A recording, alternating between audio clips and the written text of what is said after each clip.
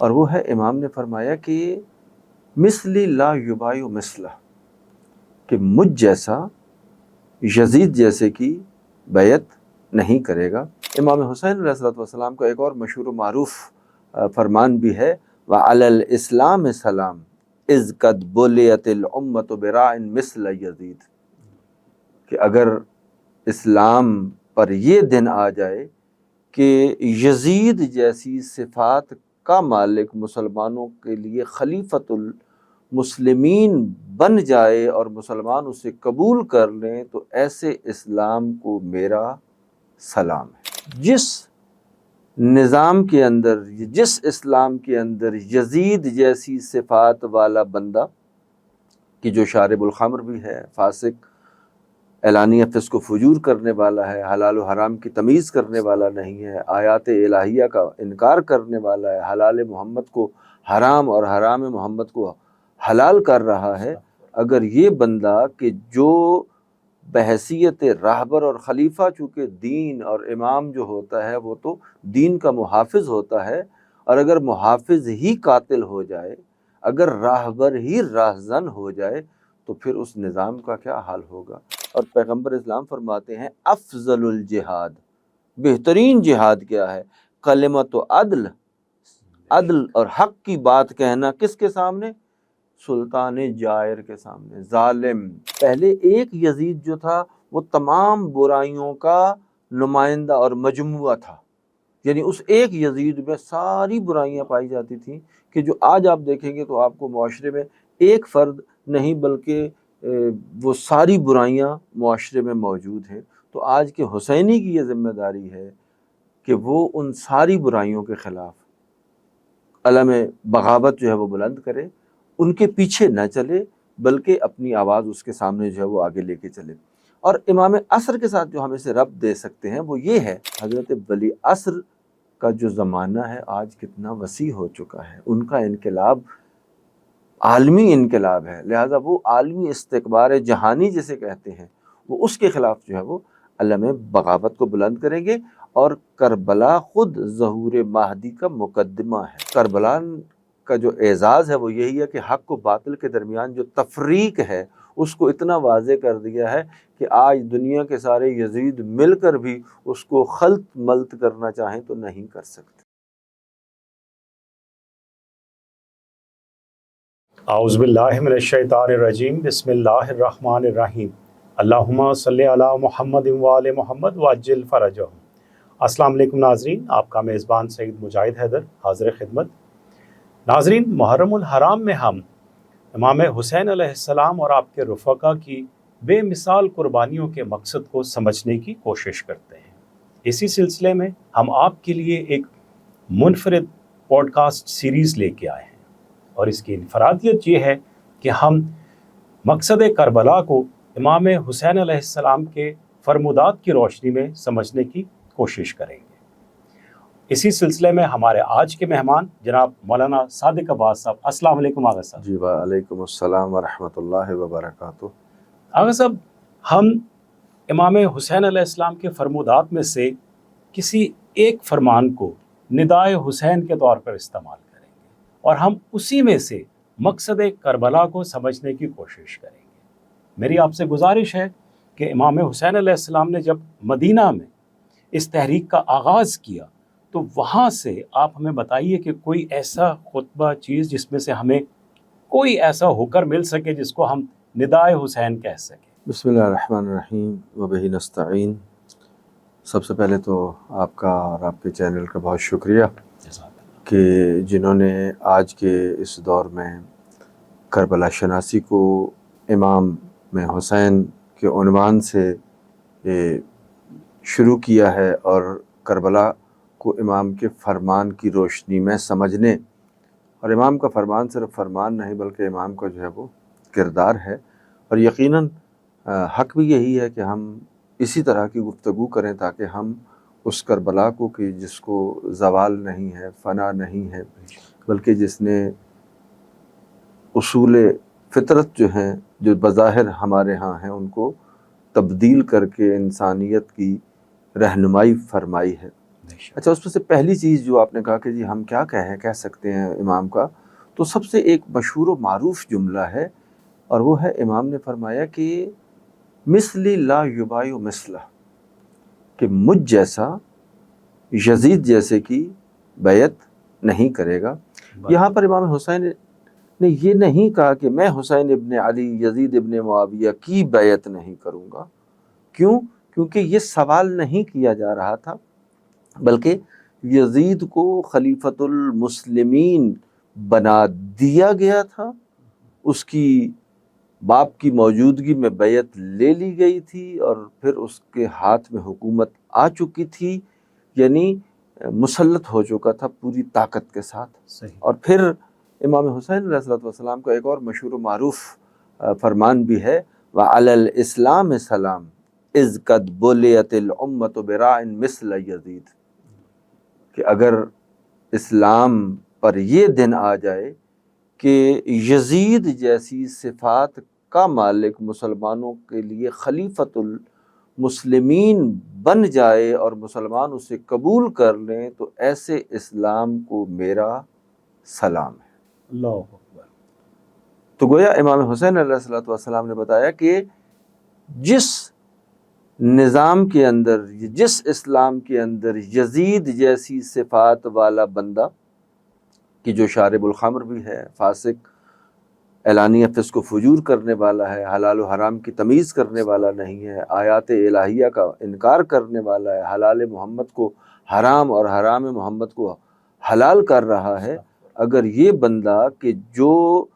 بحیثیت راہبر اور خلیفہ، چونکہ دین اور امام جو ہوتا ہے وہ تو دین کا محافظ ہوتا ہے، اور اگر محافظ ہی قاتل ہو جائے، اگر راہبر ہی راہزن ہو جائے، تو پھر اس نظام کا کیا حال ہوگا؟ لہذا کہا کہ اس نظام کو میرا سلام، کہ بظاہر وہ اگر اس اسلام کی اگر بات کریں گے جی یہ خلیفۃ المسلمین اور اسلام کا ہے، تو پھر میں ایسے اسلام سے بیزاری کا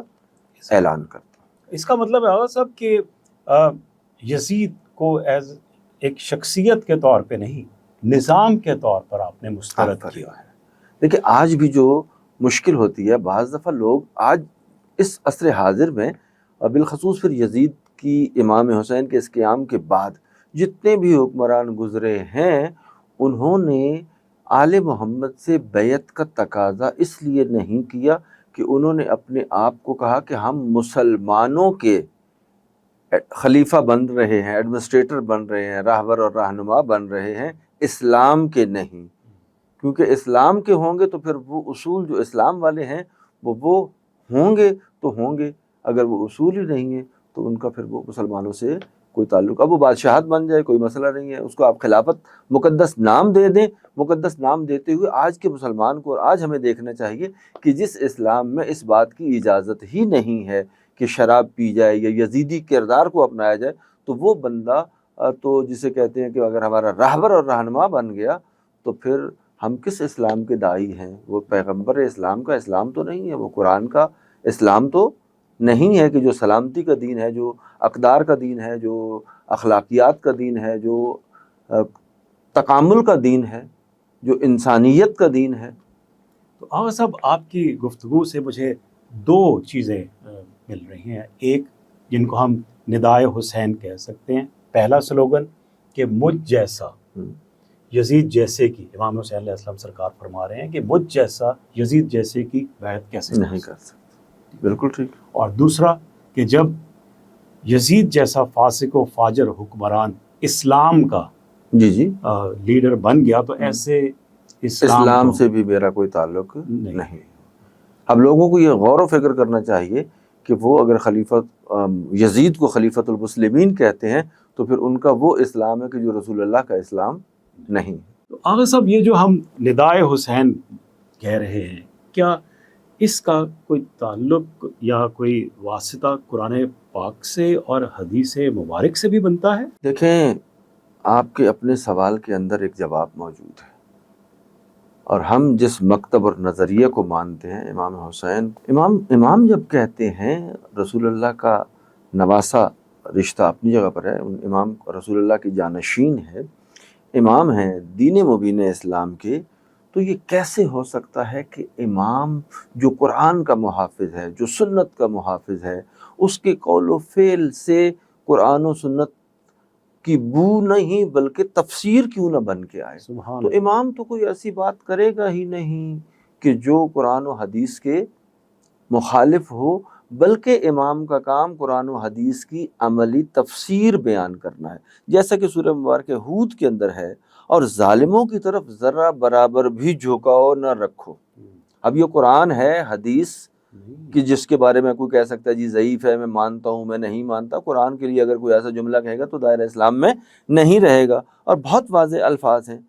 اردو پڑھنے کا مطلب ہی صرف یہ ہے کہ لوگوں کو پتہ چلے کہ بھائی عربی سے ہمیں جو مطالب ہیں وہ یہی ہیں کہ ظالموں کی طرف ذرہ برابر بھی جھکاؤ نہ رکھو، ورنہ تمہیں آگ آلے گی اور اللہ کے سوا تمہارا کوئی مددگار نہ ہوگا، پھر تمہاری مدد بھی نہ کی جائے گی۔ اور پیغمبر اسلام فرماتے ہیں افضل الجہاد، بہترین جہاد کیا ہے؟ کلمت و عدل، عدل اور حق کی بات کہنا، کس کے سامنے؟ سلطان جائر کے سامنے، ظالم۔ اب امام حسین علیہ السلام نے اگر یہ جو کام کیا ہے تو در حقیقت میں قرآن اور حدیث کی تفسیر میں کہا ہے کہ بھائی مجھ جیسا یزید جیسے کی بیعت نہیں کرے گا، قرآن یہ کہہ رہا ہے۔ اب اگر کسی کو قرآن سمجھ میں نہ آئے، حدیث سمجھ میں نہ آئے، تو اسے سمجھنے کی کوشش کرنا چاہیے۔ ماشاءاللہ۔ اور سب تو پھر جو موجودہ دور میں اس وقت یزیدیت کسی نہ کسی رنگ میں موجود ہے، تو ہمارے وقت کے امام زمانہ جل اللہ تعالیٰ فرجہ شریف، ان کی ہم سے کیا ایکسپیکٹیشنز ہیں؟ دیکھیں، امام کی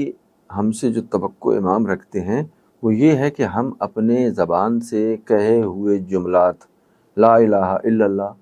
محمد رسول اللہ کی لاج رکھیں، اور ان کی لاج کیا رکھیں کہ جو حلال ہے اس کو ترک نہ کریں، جو حرام ہے اس کو ہم انجام نہ دیں۔ اب اس انکار بیعت کی جو یزیدی کردار ہے،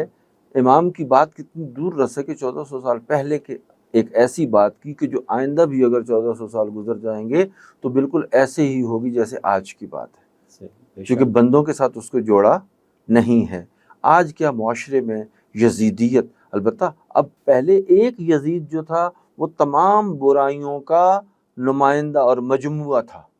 یعنی اس ایک یزید میں ساری برائیاں پائی جاتی تھیں، کہ جو آج آپ دیکھیں گے تو آپ کو معاشرے میں ایک فرد نہیں بلکہ وہ ساری برائیاں معاشرے میں موجود ہیں۔ تو آج کے حسینی کی یہ ذمہ داری ہے کہ وہ ان ساری برائیوں کے خلاف علم بغاوت جو ہے وہ بلند کرے، ان کے پیچھے نہ چلے بلکہ اپنی آواز اس کے سامنے جو ہے وہ آگے لے کے چلے۔ اور امام عصر کے ساتھ جو ہم اسے ربط دے سکتے ہیں وہ یہ ہے کہ حضرت امام حسین علیہ السلام ایک محدود دور میں زندگی بسر کر رہے تھے، اور اس وقت مسلمان